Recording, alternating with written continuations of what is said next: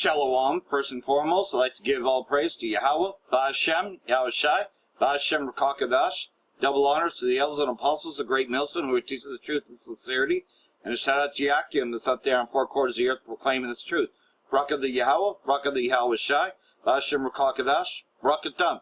So, I'm not going to make this video too long because, well, quite simply put, want to just get right into it. I'll look at other brothers' videos in another one, but pretty much though what's going on is war has broken out, and there are things that it's not going to be reported on because, of course, you know, the Suez Stream media is only going to be reporting on you know, Iran seizing the UK tanker. I'm not sure if this is a false flag or if this is actually for real, but nonetheless, though, the last time there was a supposed one ends up being a false flag and just ends up not being true. Well, we already know that Persia says straight up that they have the video evidence that the so-called down drone in Iran was not theirs. So already, that's a huge fuck up. You're claiming that you've done this to Iran and you didn't. But nonetheless, though, Iraq has been attacked by both Gomer and Amalek. So just get right into this. Unidentified aircraft carried out first airstrike on Iranian-backed forces in Iraq. So you know this is Amalek. On July 14, an unidentified aircraft carried out an airstrike on positions of some Iranian-backed units of the Iraqi Popular Mobilization Units in the Iraqi province of Salah ad-Din.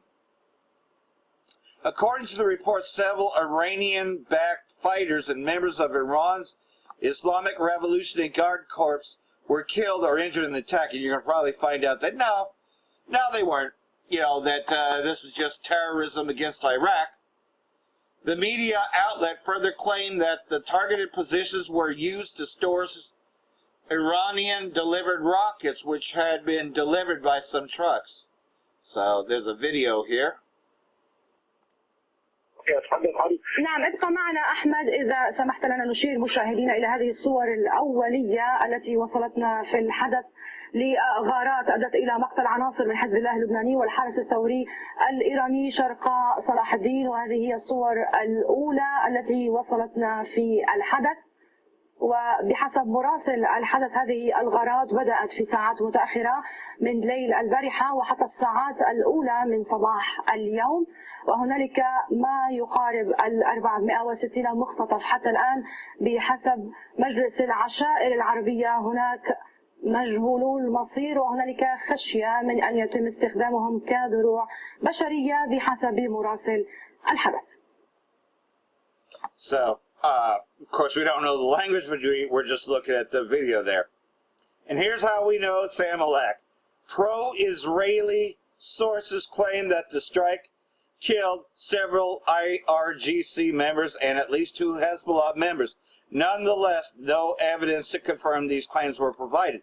So, you know, again, you know, this is Amalek starting their shit, you know, at least their flock drawing them out into this. And not only does Amalek attack, but look, Gomer follows suit. Turkish jets pound Iraqi Kurdistan after Turkish diplomat killed in armed attack. Remember that false flag that just happened the other day?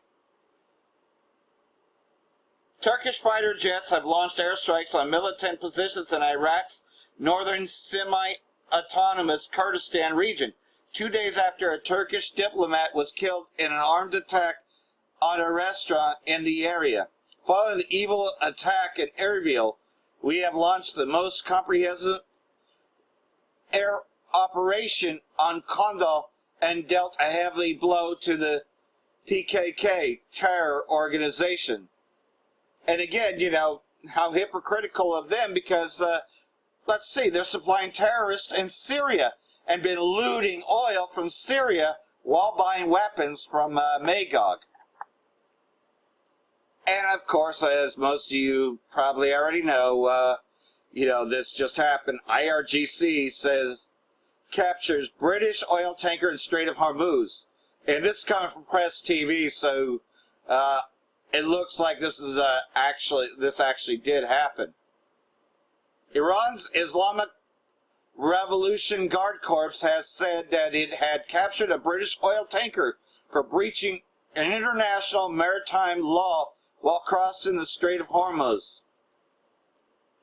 The IRGC's Public Relations Department said in a statement on Friday that the vessel named Stena Imperial has been impounded at the request of Hormozgan ports and maritime organizations when passing through the Strait of Hormuz for failing to respect international maritime rules. The oil tanker was transferred to the coast to undergo the required legal proceedings, the statement added. So, again, hey, man, pretty much these pirates stole from Persia, and guess what?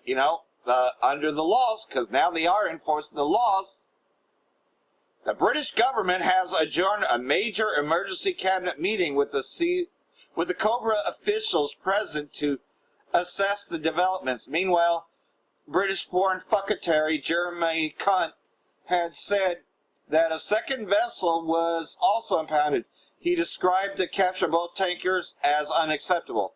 Yeah, well, the first one, it was a false flag. This one is the one that Persia actually is saying.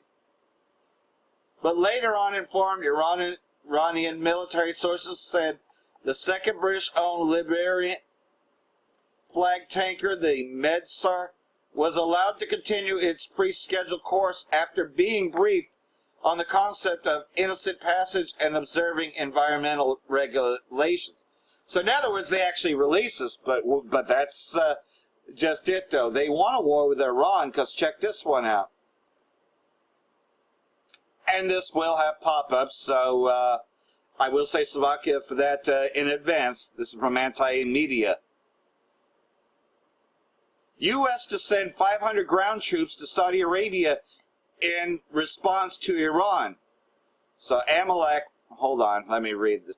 Slovakia, I had to fix it. All right. After satellite images showed facilities being prepared for them, U.S. officials were quoted in the media as saying that there is a plan to send up to 500 U.S. ground troops to Saudi Arabia in response to Iran tensions, which they're the ones that actually, put it there. Former Congressman Ron Paul commented on the matter, both saying it accomplishes very little and warning that historically having U.S. troops on the Arabian Peninsula has been a source of anger among Islamists.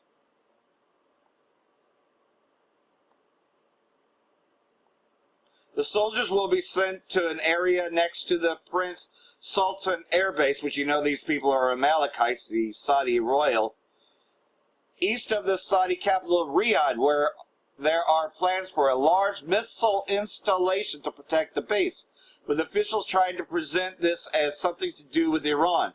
This is a continuation of a U.S. military buildup across the Middle East that has been ongoing for months, which ends up being justified by some non-specific Iranian provocation. So, pretty much, man, at least their flock is blowing them out into this war.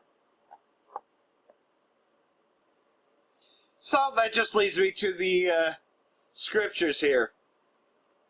Jeremiah chapter 49, starting in verse 14. I have heard a rumor from the Most High, and an ambassador is sent unto the heathen, saying, gather yourself together, and come against her, and rise up to the battle, which is the valley of Yehoshaphat, man. All these countries are drawing nearer. For lo, I will make thee small amongst the heathen, and despised among men. This is talking about Amalek and Esau Edom, man. They are really fucking hated, man. The Edomite is the most hated fucking word right now. The terribleness hath deceived thee, and the pride of thine heart, O thou that dwellest in the clefts of the rocks, talking about your red Hebrew Edomites, that holdest the height of the hill. Though thou shouldest make thy nest as high as the eagle, I will bring thee down from thence, saith the Most High. You know, so he's bringing you fucking devils down, and you're just falling and falling, and it's great to see you fall. Also, Edom shall be a desolation.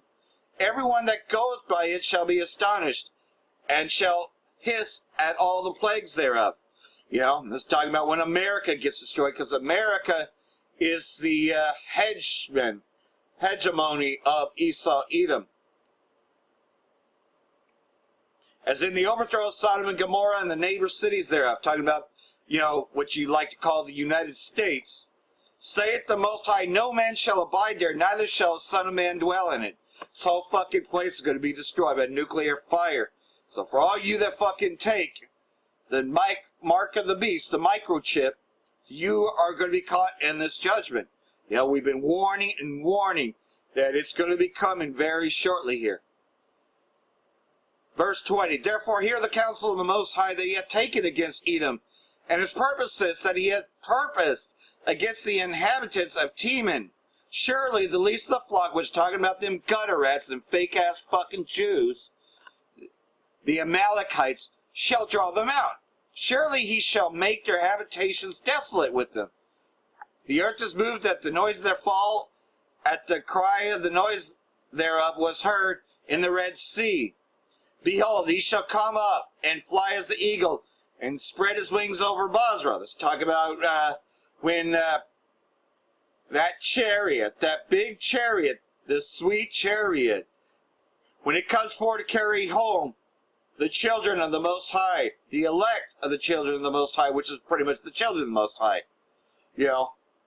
And at the day shall the heart of the mighty men of Edom be as the heart of a woman in her pangs, because they are going to be cursed by this, you know, when this chariot spreads its wings over Basra, because at that same time, man, it's going to be destroying this place and lifting the elect out of there, you know, and you do want to escape this fucking place. You don't want to be caught in this destruction.